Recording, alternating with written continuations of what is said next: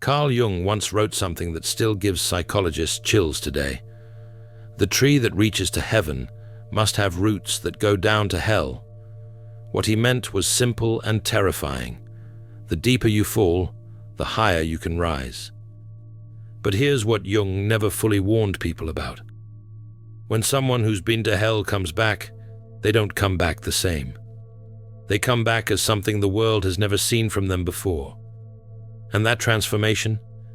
It terrifies everyone who only knew the wounded version. If you've spent years being the one who absorbed everyone's pain, who stayed quiet when you should have screamed, who bent until you almost broke, then this message is for you. Because what's coming next in your life isn't just healing, it's a psychological earthquake. The people who hurt you, the ones who mistook your silence for surrender, are about to experience something Jung documented, but few people talk about: the return of the integrated shadow. And when that shadow returns with consciousness attached to it, it doesn't ask for permission anymore. Today, I'm going to show you exactly why your comeback will be the most terrifying thing certain people ever witness. Not because you'll seek revenge, but because you'll become completely unreachable to the tactics that once destroyed you. Let me ask you something Jung would ask. What happens when the person everyone used as an emotional dumping ground decides they're done absorbing and starts reflecting? The world is filled with people who saw your kindness and mistook it for stupidity. They watched you cry and thought they had broken you. They saw you retreat into silence and assumed they had won. Every toxic person, every manipulator, every energy vampire in your life made the same fatal miscalculation. They thought your wound was your identity. They believed the hurt version of you was the real version of you. They had no idea they were watching a caterpillar and calling it weak because it couldn't fly yet. Jung spent decades studying this exact pattern. He documented case after case of people who went through what he called the dark night of the soul, a complete psychological breakdown that looked like destruction from the outside, but was actually reconstruction.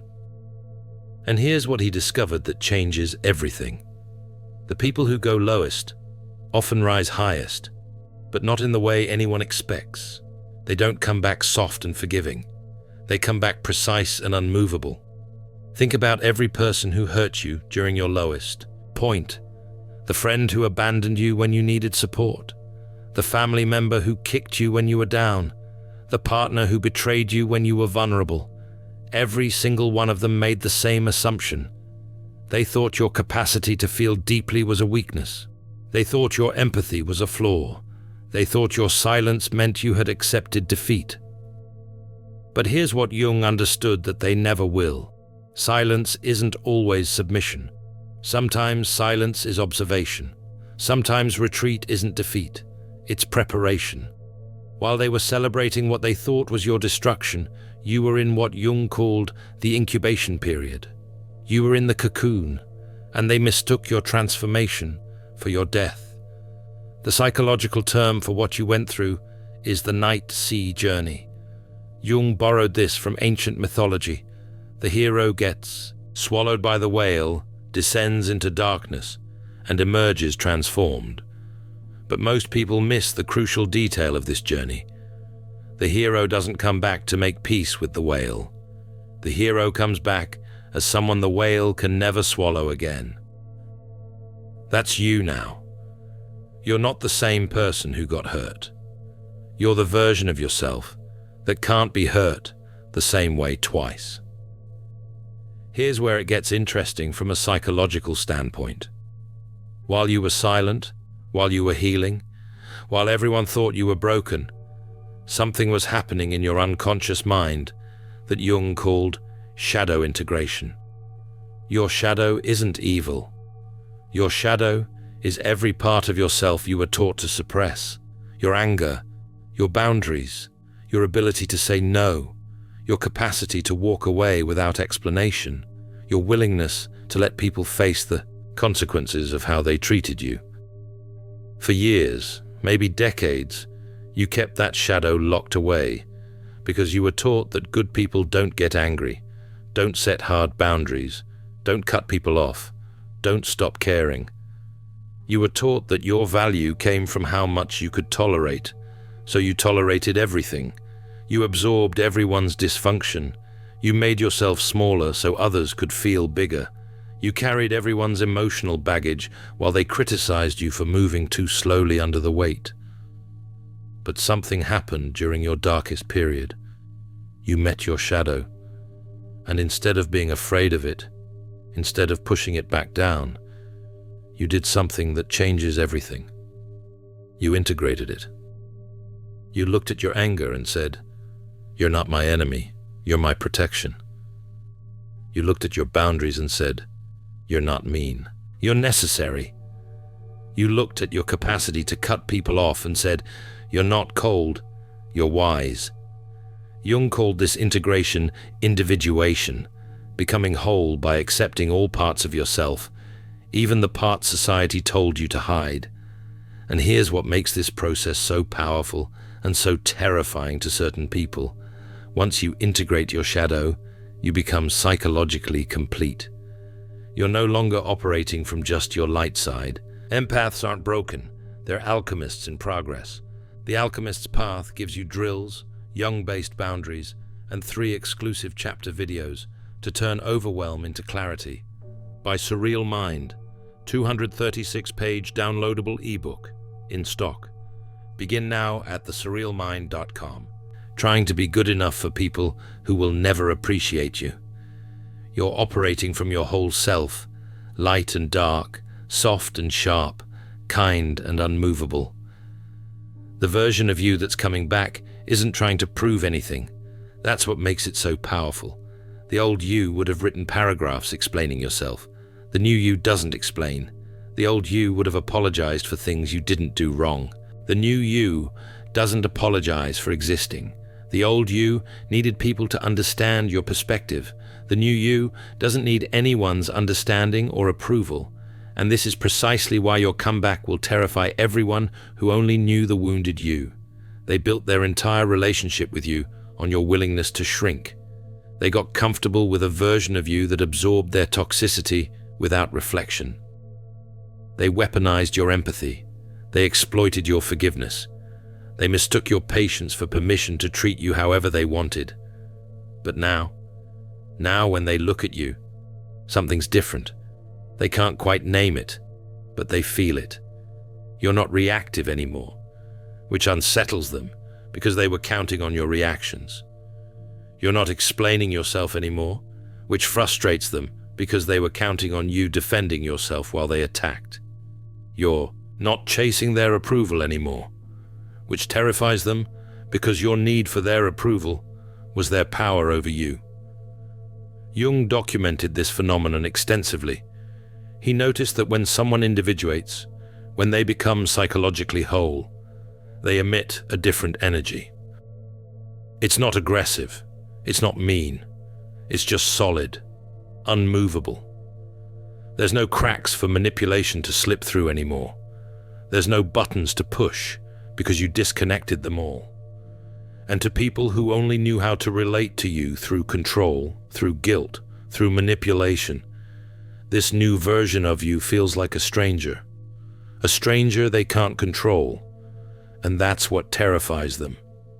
Let me tell you exactly what they're experiencing when they see the new you, even if they can't articulate it.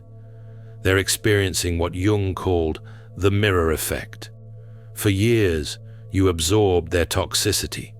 You were like a sponge, soaking up their bad behavior, their projections, their dysfunction. They could be cruel to you, and you'd come back asking what you did wrong. They could betray you, and you'd forgive them before they even apologized. They could ignore your needs, and you'd convince yourself your needs weren't important. But when you integrated your shadow, when you became whole, you stopped being a sponge. You became a mirror. Now when they project their toxicity at you, it doesn't absorb into you, it reflects back at them. When they try to manipulate you, they see their manipulation attempt clearly reflected back in your calm refusal to engage. When they try to guilt you, they see their own guilt-tripping tactics exposed in your silence. When they try to gaslight you, they see their own lies revealed in your unwillingness to doubt yourself anymore. This is psychologically devastating for them because most manipulative people operate in unconsciousness. They don't think about what they're doing. They just do it automatically.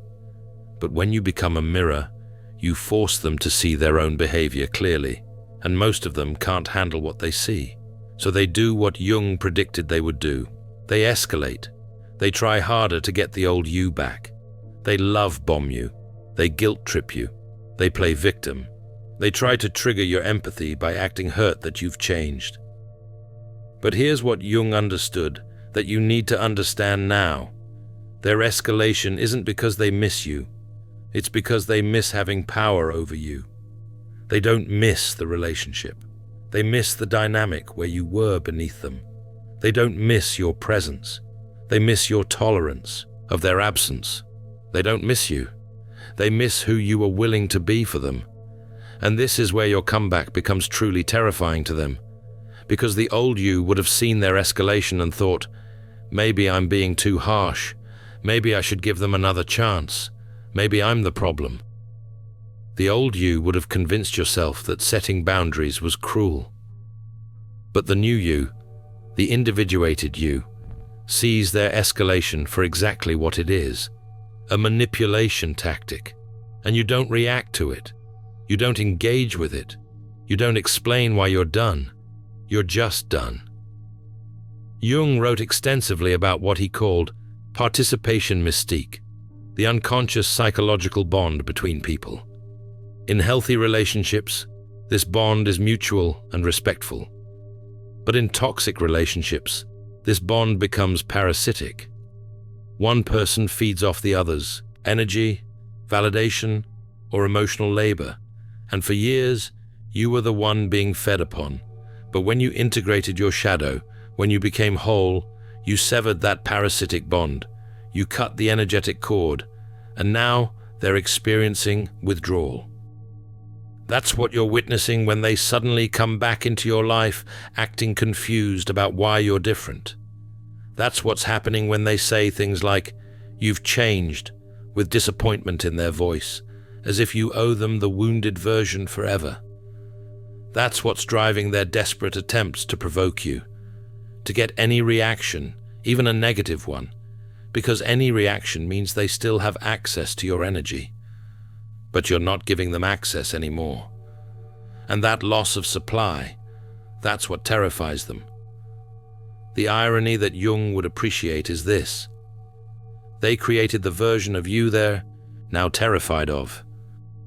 Every time they hurt you, and you stayed silent, you weren't being weak. You were studying them. Every time they betrayed you, and you absorbed the pain, you weren't being naive. You were learning exactly who they were. Every time they pushed your boundaries, and you didn't push back, you weren't being a doormat. You were gathering data about their character. And now you have a complete psychological profile of exactly who they are. And that knowledge is power they can never take back. You know their patterns. You know their tactics. You know which words they use to manipulate.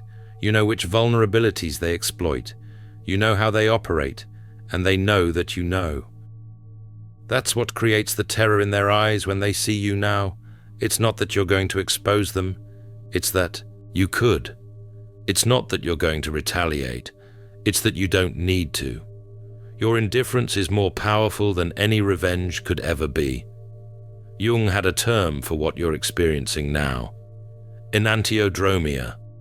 It means the tendency of things to transform into their opposite. The person who was the most giving becomes selective about where their energy flows. The person who was the most forgiving becomes discerning about who deserves forgiveness. The person who was the most understanding becomes clear about whose behavior they refuse to understand away. The person who was the most accommodating becomes immovable about their boundaries. This isn't bitterness. This isn't becoming cold or cruel. This is psychological evolution. This is what happens when someone stops abandoning themselves to maintain relationships with people who abandon them first.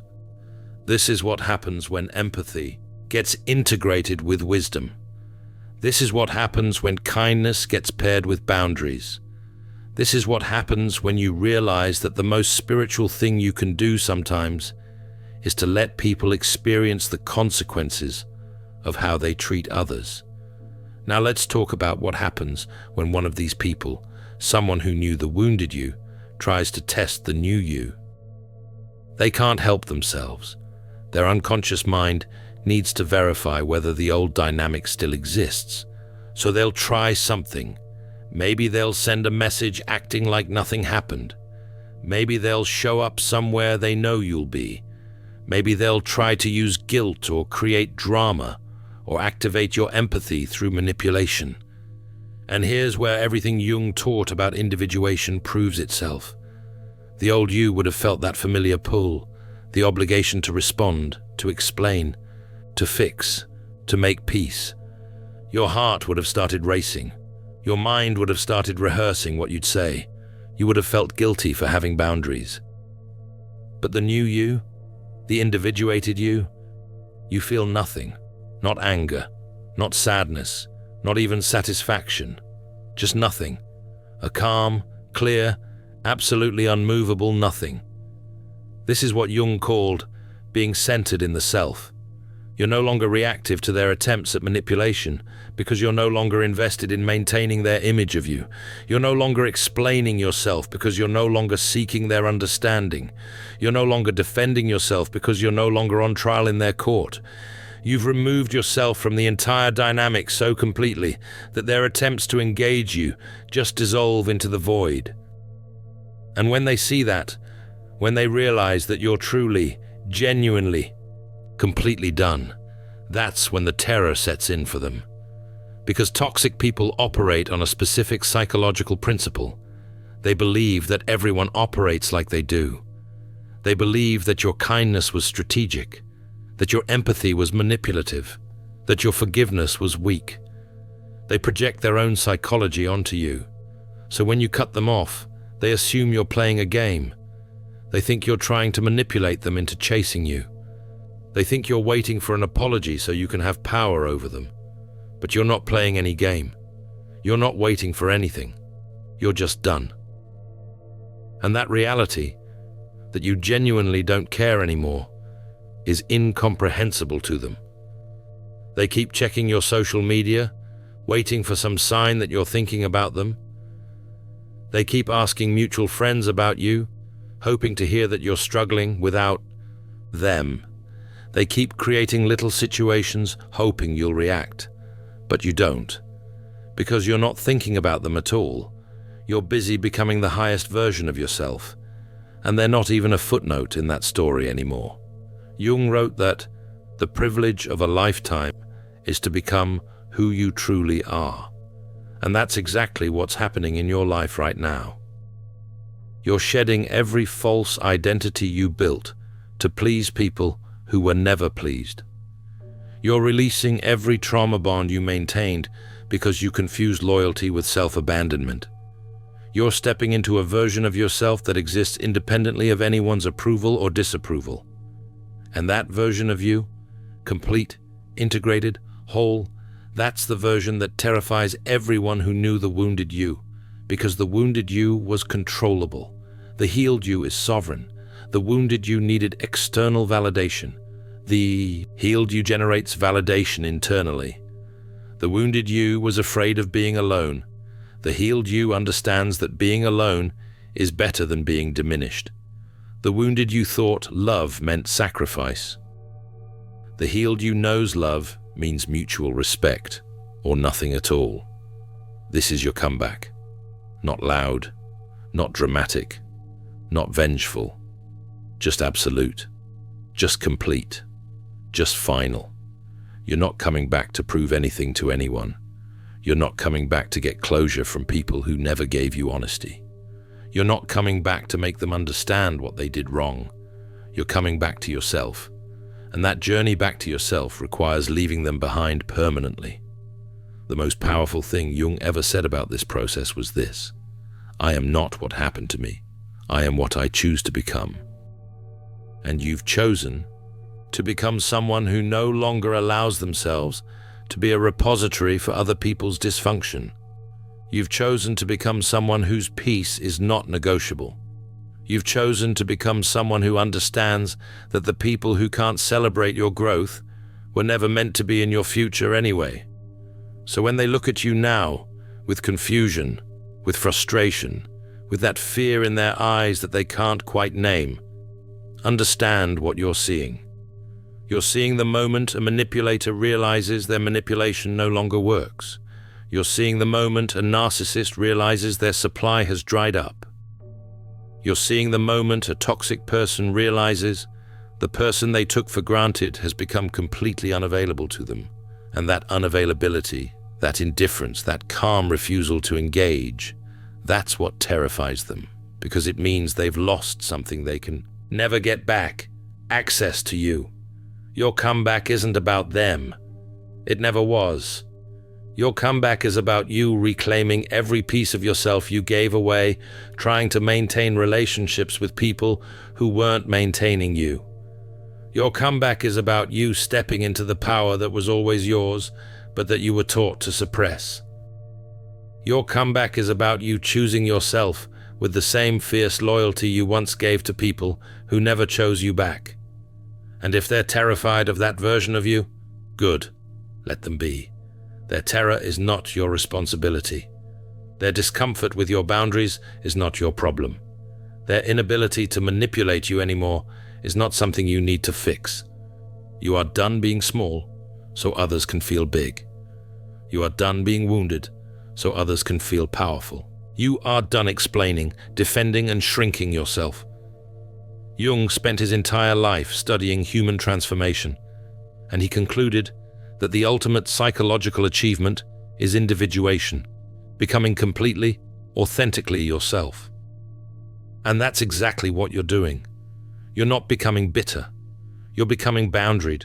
You're not becoming cold. You're becoming careful. You're not becoming cruel. You're becoming conscious.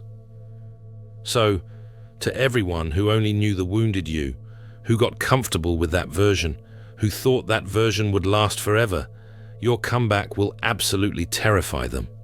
Not because you've become someone bad, but because you've become someone they can never manipulate again. And to people whose entire relationship with you was built on your willingness to tolerate mistreatment, your refusal to tolerate it anymore feels like the end of their world. And it is. It's the end of the world where they had power over you, but it's the beginning of the world where you have power over yourself. If you recognize yourself in this journey, if you're that person who's coming back different, comment below. I am done explaining myself, because that's the mark of true integration. The moment you stop explaining yourself to people who never wanted to understand you anyway, that's the moment you become truly free. And remember, your comeback doesn't need witnesses, it just needs to be real. In The Alchemist's Path, perception training for empaths, you'll turn overwhelm into wisdom with practical drills, Jung-inspired boundaries, and step-by-step perception training. This guide includes 3 exclusive chapter videos to deepen each lesson. Written by Surreal Mind, 236 pages, beautifully designed 8.5 by 11 downloadable ebook, in stock now. Start your training today. Feel deeply while thinking clearly. Get The Alchemist's Path at thesurrealmind.com. Thanks for watching. See you in the next dimension.